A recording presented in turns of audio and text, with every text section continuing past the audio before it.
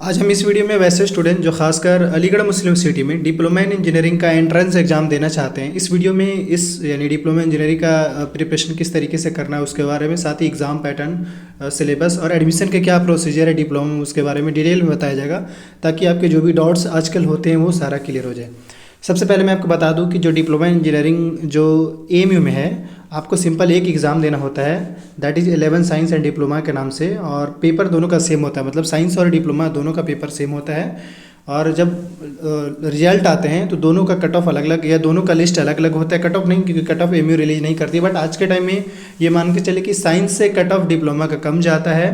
जिन बच्चे का साइंस में नहीं होता है उनका डिप्लोमा ऑलमोस्ट हो जाता है, बट ये कि उनके चॉइस के ऊपर है। लेकिन ये है कि अब यहाँ पे समझना ये है कि आपका एक ही एग्ज़ाम होगा। पहला सिलेबस दोनों के लिए कॉमन है, मतलब जो साइंस का सिलेबस है वही डिप्लोमा का सिलेबस है, क्योंकि एक ही पेपर होता है, दोनों बच्चे साथ में बैठते हैं। बस यही है कि जब सिलेक्शन होता है तो जो बच्चे 11 साइंस के लिए देते हैं उनका 11 साइंस में एडमिशन होता है, और जो डिप्लोमा के लिए देते हैं उनका डिप्लोमा में होता है। ये वहाँ पे है, बट जामिया में ऐसा नहीं है। जामिया में क्या है कि मैं थोड़ा आइडिया दे रहा हूँ, जामिया में 11 साइंस का पेपर अलग होता है और डिप्लोमा इन इंजीनियरिंग का पेपर अलग होता है, तो ये थोड़ा सा फ़र्क है। बट जामिया एएमयू में जो वो कंबाइन होता है, सेम होता है, आप अगर जान पाए होंगे। अब हम आते हैं थोड़ा सा डिप्लोमा इंजीनियरिंग में, यहाँ पे डिटेल के बारे में, मतलब कोर्स के बारे में थोड़ा जान जाइए सीट्स को लेकर, क्योंकि बहुत सारे बंदे को ऐसा लगता है कि इंफॉर्मेशन टेक्नोलॉजी वहाँ पे है, बट वहाँ पे जो है वो गर्ल्स का सीट्स है, बॉयज़ का नहीं है। समझिए यहाँ पे क्या है। सिविल इंजीनियरिंग में सिर्फ बॉयज़ का 90 सीट्स है, गर्ल्स का यहाँ पे नहीं है। कम्युनिकेशन इंजीनियरिंग में भी बॉयज़ का कोई सीट्स नहीं है, ओनली गर्ल्स का 50 सीट्स है, 15 सीट्स है। एंड कंप्यूटर इंजीनियरिंग में अगर बात करें तो बॉयज़ एंड गर्ल्स दोनों के लिए 30 सीट्स है। तो ये चीज़ आपको थोड़ा सा समझना पड़ेगा। इसके अलावा अगर हम बात कर लें यहाँ पे, जैसे कि कंप्यूटर के बाद इलेक्ट्रिकल इंजीनियरिंग, तो इलेक्ट्रिकल में सिर्फ बॉयज़ का सीट्स है, गर्ल्स का नहीं, देखिए वैकेंट है। इसके अलावा इलेक्ट्रॉनिक्स इंजीनियरिंग में अगर हम बात करें तो यहाँ पे 30 सीट्स है, और 30 सीट्स यानी इलेक्ट्रॉनिक्स में बॉयज़ एंड गर्ल्स दोनों के लिए यहाँ पे सीट्स है। इन्फॉर्मेशन टेक्नोलॉजी में बॉयज़ का सीट्स नहीं है, ओनली गर्ल्स का सीट्स है यहाँ पे। और इसके अलावा अगर हम बात कर ले इलेक्ट्रिकल एंड इंस्ट्रूमेंट इंजीनियरिंग में, तो यहाँ पे 30 सीट्स है, सिर्फ बॉयज़ का है, गर्ल्स का नहीं है।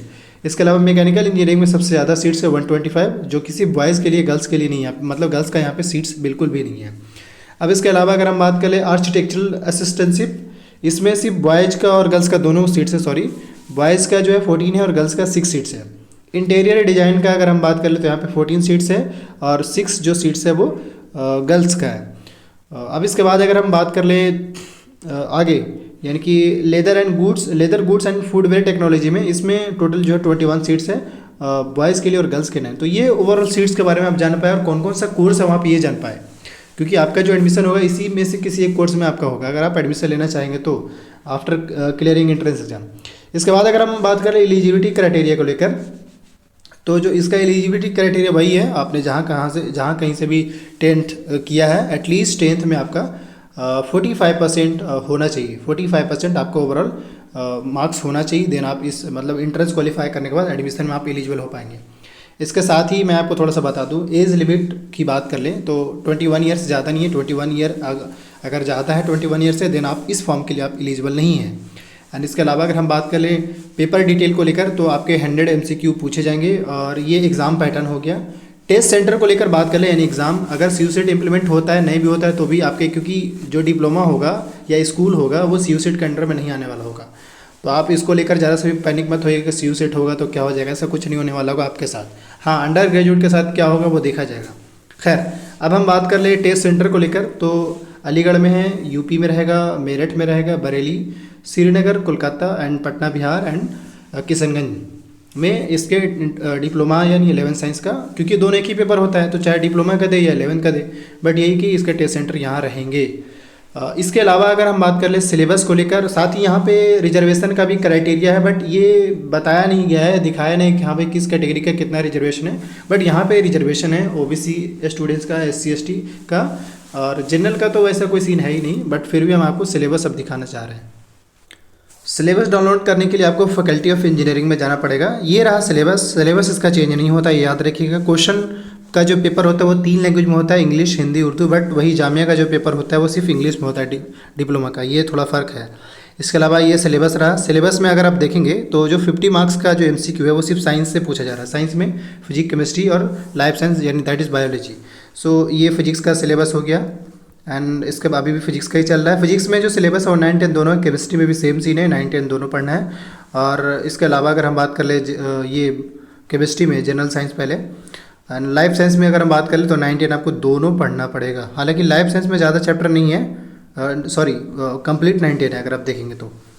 अब इसके बाद अगर हम बात कर ले मैथ्स का, क्योंकि आपसे मैथ्स का कितना पूछा है वो आपको थोड़ा बता दें ताकि आपको क्लियर हो जाए। मैथ्स से आपका 30 MCQ पूछे जा रहे हैं। सोर्सेज को लेकर अगर हम बात कर ले तो NCERT सबसे पहले रखिए, NCERT को गर्दा मचा के पढ़िए। साथ ही कोई भी अच्छी स्टैंडर्ड का बुक फॉलो कर लीजिए। कोई अगर गाइड ढंग का मिल जाए तो गाइड देख सकते हैं, अदरवाइज आपका NCERT बुक और कोई अच्छी स्टैंडर्ड के बुक जहाँ पे MCQ हो या फिर न्यूमेरिकल प्रॉब्लम हो तो आप उस बुक को ले लीजिए। और जितना ज़्यादा से ज़्यादा प्रैक्टिस करिए, रिवीजन करिए, बहुत हेल्प मिलेगा एंट्रेंस को क्वालिफाई करने में।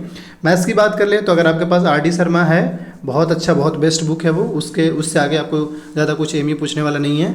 वो बिल्कुल टॉप पे है RD शर्मा, क्योंकि उसमें बहुत ज़्यादा प्रॉब्लम बताया गया है। और जब इतने सारे प्रॉब्लम स्टूडेंट्स कोई बना लेगा तो ऑब्वियसली एक बड़े लेवल का एक्सपीरियंस हो जाएगा।